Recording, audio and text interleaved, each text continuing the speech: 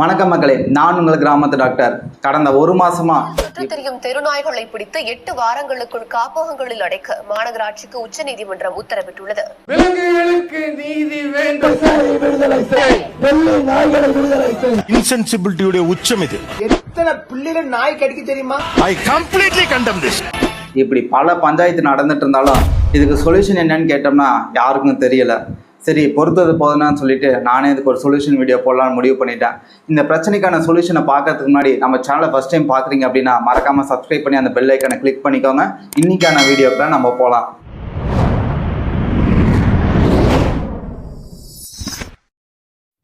இந்த பிரச்சனைக்கு தீர்வு என்னன்னு தெரிஞ்சுக்கணும் அப்படின்னா முதல்ல அந்த பிரச்சனைக்கான காரணம் என்ன அப்படின்றத தெரிஞ்சுக்கணும். முதல் காரணம் கட்டுப்பாடு இல்லாத இனப்பெருக்கம். நாயை பொறுத்த வரைக்கும் அதிகபட்சமாக வருஷத்துக்கு 2 முறை குட்டி போடும். ஒவ்வொரு முறையும் 4 இருந்து 8 குட்டி வரைக்கும் போடும். அப்போது எந்த அளவுக்கு இதோட எண்ணிக்கை வேகமாக வளரும் அப்படின்றத யோசிச்சு பார்த்துக்கோங்க.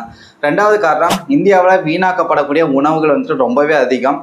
அப்படி வீணாக்கப்படக்கூடிய உணவுகளை முறையாக டிஸ்போஸ் பண்ணாமல் நினச்ச இடத்துல நினச்ச நேரத்தில் இஷ்டத்துக்கு தெருநாய்களுக்கு கொடுக்குறனால தெருநாய்களுக்கு ஈஸியாக உணவு கிடைச்சி ஈஸியாக இனப்பெருக்கம் பண்ணுது. மூன்றாவது காரணம், வெளிநாட்டு ரக நாய்கள்.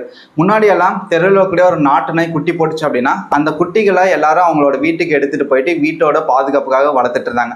எப்போ அந்த வெளிநாட்டு ரக நாய்கள் மீது அதிக ஆசையும் ஆர்வமும் வியாபாரமும் அதிகமாச்சோ அன்னைக்கே நம்ம நாட்டு நாய்கள் வீட்டு நாய்களாக இல்லாமல் தெரு நாய்களாக மாற்றப்பட்டு இன்னைக்கு நியூஸ் பேப்பர்லையும் டிவி நியூஸ் சேனல்ஸையும் ஹீரோஸாக இருக்காங்க. நான்காவது காரணம், கைவிடப்பட்ட நாய்கள். இதில் 3 வெரைட்டி இருக்காங்க. முதல் வெரைட்டி பல்வேறு காரணங்களுக்காக அவங்க வச்சக்கூடிய செல்லப்பிராணியை பார்த்துக்க முடியாமல் கைவிட்டுறது.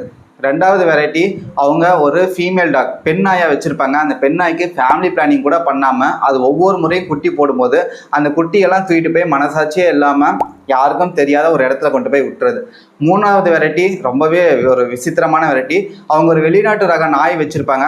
அந்த வெளிநாட்டு ரக நாய் அதே இனத்தை சேர்ந்த ஒரு ஆணையோட சேர்க்கணும், இனப்பெருக்கம் பண்ணணும் அப்படின்னு வச்சுருப்பாங்க. ஆனால் அது தெரியாமல் தெருவில் கூட நாயோட இனப்பெருக்கம் பண்ணிடுச்சு அப்படின்னா அது அபாஷனம் பண்ணுறதுக்காக கூப்பிட்டு வருவாங்க. அபாஷனம் பண்ணுற ஸ்டேஜை தாண்டிடுச்சு அப்படின்னா அது போடக்கூடிய குட்டியை என்ன பண்ணுறாங்கன்றது எனக்கே தெரில. யாருக்காவது தெரிஞ்சால் மறக்காமல் கமெண்ட் செக்ஷனில் சொல்லுங்கள்.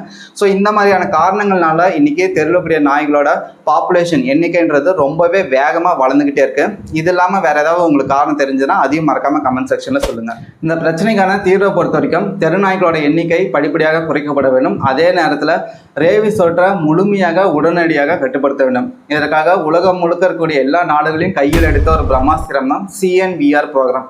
அதாவது கேட்ச், நியூட்டர், வேக்சின், ரிலீஸ். தெருவில் இருக்கக்கூடிய நாய்களை பிடிச்சிட்டு ரேபிஸ் தடுப்பூசி போட்டு கருத்தடை பண்ணி அடையாளப்படுத்தப்பட்டு மறுபடியும் அதே இடத்துல கொண்டு போய் விட்டுறது.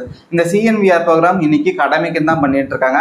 கடமைக்குன்னு இல்லாமல் எந்த ஒரு கரப்ஷனும் இல்லாமல் முழு ஈடுபாடோட முழு ஃபோர்ஸோட பண்ணணும். அது எப்படி இன்னைக்கு இந்த ப்ரோக்ராமை ஃபாலோ பண்ணுறோம் அப்படின்னா அடுத்த ஒரு வருஷத்துக்குள்ள இங்கே இருக்கக்கூடிய 100% தெருநாய்களில் அட்லீஸ்ட் 70% தெருநாய்களுக்காவது இந்த CNVR ப்ரோக்ராமை நம்ம இம்ப்ளிமெண்ட் வந்துட்டு பண்ணியிருக்கணும். இல்லைன்னா இந்த CNVR ஃபாலோ பண்ணுறதே வேஸ்ட்.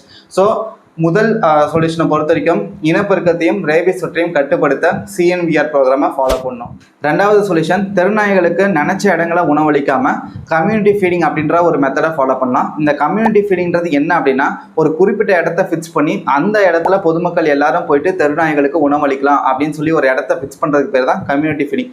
இதை ஃபாலோ பண்ணுறதுனால தெருவில் இருக்கக்கூடிய அந்த தெருநாய்களோட எண்ணிக்கை கம்மியாகும். அதனால் ஏற்படக்கூடிய பிரச்சனையும் வந்துட்டு கம்மியாகும். மூன்றாவது சொல்யூஷன், வெளிநாட்டு ரக நாய்களை இம்போர்ட் பண்ணி அந்த இனப்பெருக்கம் பண்ணி அந்த குட்டி எடுத்து வியாபாரம் பண்ணுறவங்களுக்கு பேர் ப்ரீடர்ஸ் அப்படின்னு சொல்லுவோம்.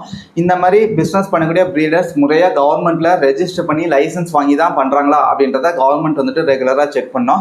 ஏன்னா இன்றைக்கி சிட்டியில் இருக்கக்கூடிய எல்லா வீடுகளையும் ஒரு ஃபீமேலாக வச்சுக்கிட்டு அதை இனப்பெருக்கம் பண்ணி அந்த குட்டி எடுத்து வியாபாரம் பண்ணிட்டு இருக்காங்க.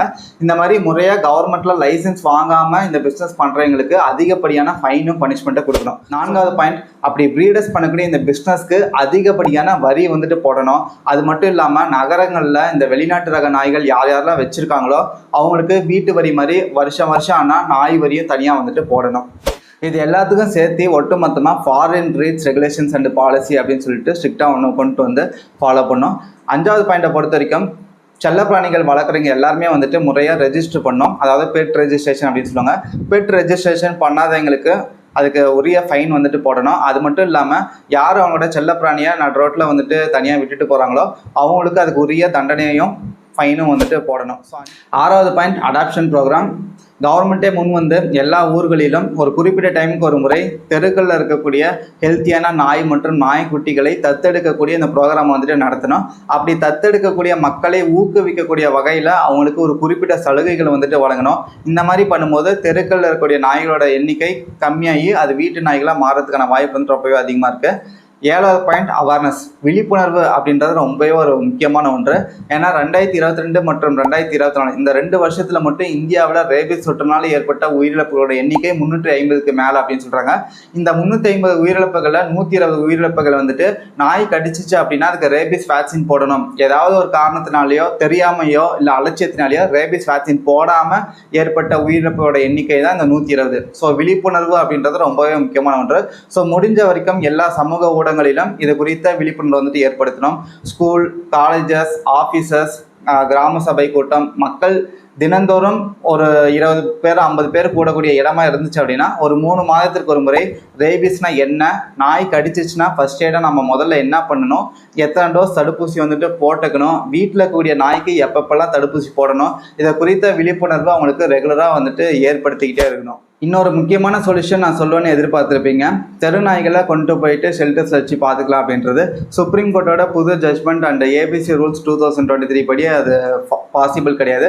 அது மட்டும் இல்லாமல் ப்ராக்டிக்கலி இங்கே இருக்கக்கூடிய எல்லா தெருநாய்களுக்கும் ஷெல்டர்ஸ் ரெடி பண்ணி பார்த்துக்கிறது அப்படின்றது இம்பாசிபிளான ஒன்று. அப்படியே பண்ணாலும் அதனால் நிறைய பிரச்சனைகள் வந்துட்டு ஏற்படும்.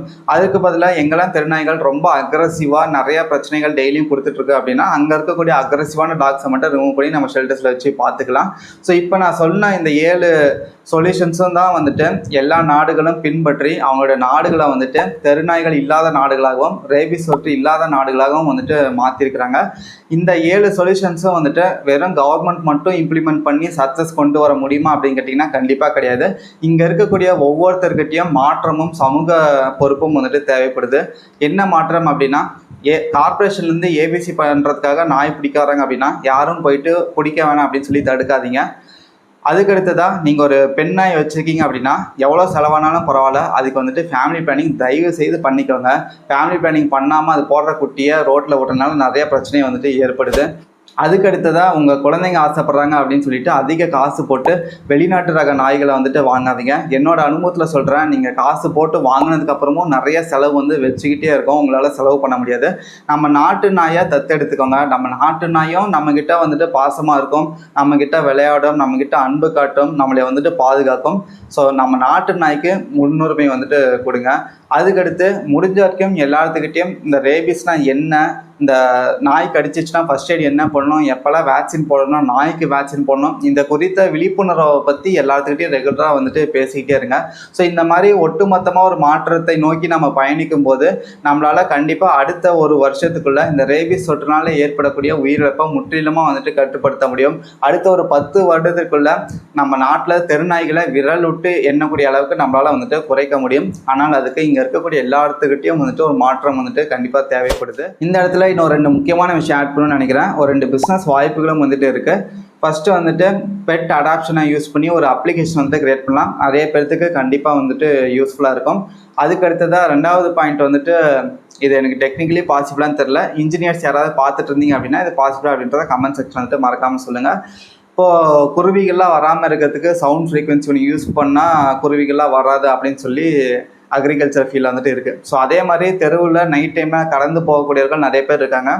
அப்படி சப்போஸ் நிறையா ஒரு பேக் ஆஃப் டாக்ஸ் அட்டாக் பண்ண வருது அப்படின்னா ஏதாவது ஒரு டிவைஸ் யூஸ் பண்ணால் தெருநாய்கள் கண்ட்ரோல் ஆகி அமைதியாகி நிற்கும் அப்படின்ற மாதிரி ஏதாவது டிவைஸ் இருந்தால் கண்டுபிடிங்க. கண்டிப்பாக நிறைய பேர்த்துக்கு ஹெல்ப்ஃபுல்லாக இருக்கும்.